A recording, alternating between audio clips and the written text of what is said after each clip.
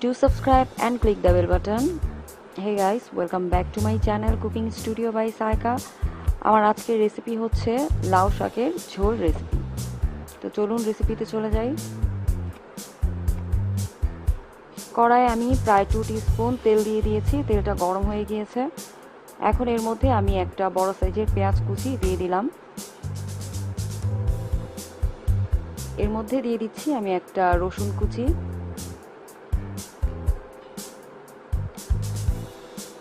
এখন পেঁয়াজ এবং রসুনকে আমার হালকা গোল্ডেন ব্রাউন করে ভেজে নিতে হবে।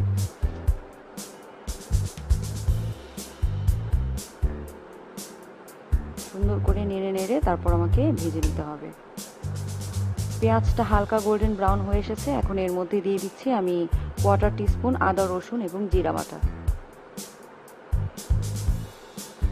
একটু ভেজে নিচ্ছি যাতে করে জিরা বাটার কাঁচা গন্ধটা দূর হয়ে যায়। এখন সামান্য পরিমাণ পানি দিয়ে দিলাম, কারণ এখন আমি হলুদ গুঁড়াটা ব্যবহার করব।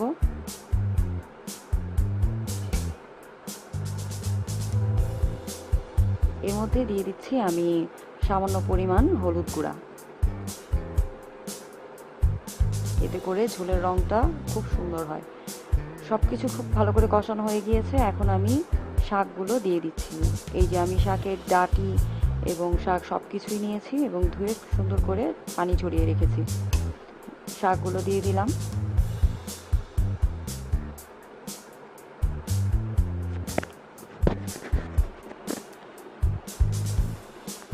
এখন নেড়ে মশলার সাথে শাকগুলোকে খুব ভালো করে আমাকে মিশিয়ে নিতে হবে।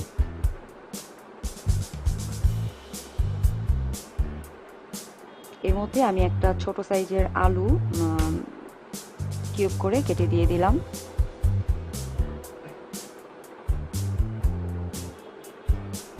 আবার একটু মিশিয়ে নিচ্ছি।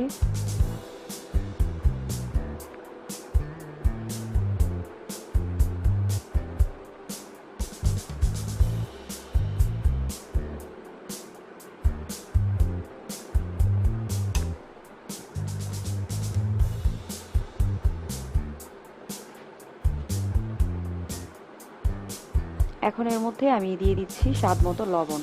লবণ দেওয়ার পরে শাক থেকে অনেক পানি বের হবে, তো আমি ঝোলের জন্য পানিটা পরে ব্যবহার করব। আগে যে শাক থেকে যে পানিটা বের হবে সেই পানিটা দিয়েই কিন্তু আমি শাকটা ভালো করে রান্না করে নেব। লবণ দেওয়ার পর আবার একটু মিক্স করে নিচ্ছি।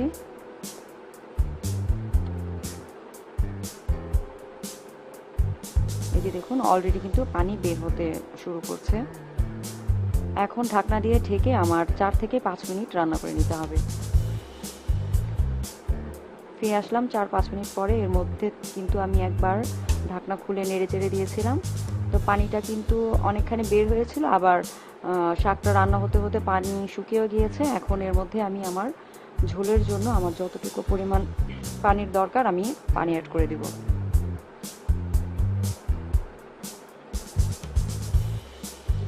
আমি এখানে 2 মগ পানি ব্যবহার করছি। আপনারা আপনাদের পরিমাণ মতো যতটুকু ঝোল দরকার ততটুকু পানি দিয়ে নিলেই হবে।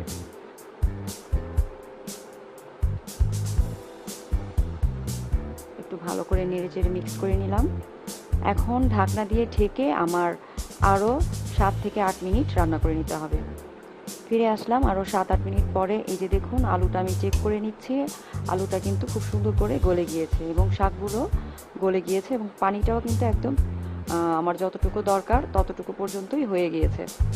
এখন এর মধ্যে আমি 3টা কাঁচামরিচ একটুখানি চিড়ে তারপর দিয়ে দেবো। এতে করে হালকা একটা ঝাল বের হবে এবং সুন্দর একটা ফ্লেভার শাকের মধ্যে বের হবে। এখন আমি আরও 2 মিনিট কাঁচামরিচটা দেওয়ার পর ঢেকে রান্না করব, যাতে করে কাঁচামরিচের সুন্দর ফ্লেভারটা রান্নার মধ্যে ছড়িয়ে পড়ে।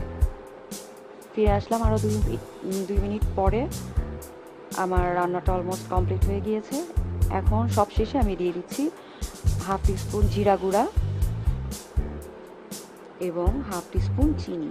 এতে করে ঝোলের স্বাদ আরও দ্বিগুণ বেড়ে যাবে।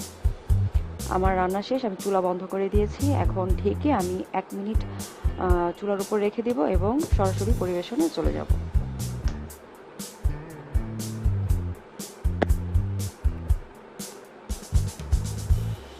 চলে আসলাম পরিবেশনে।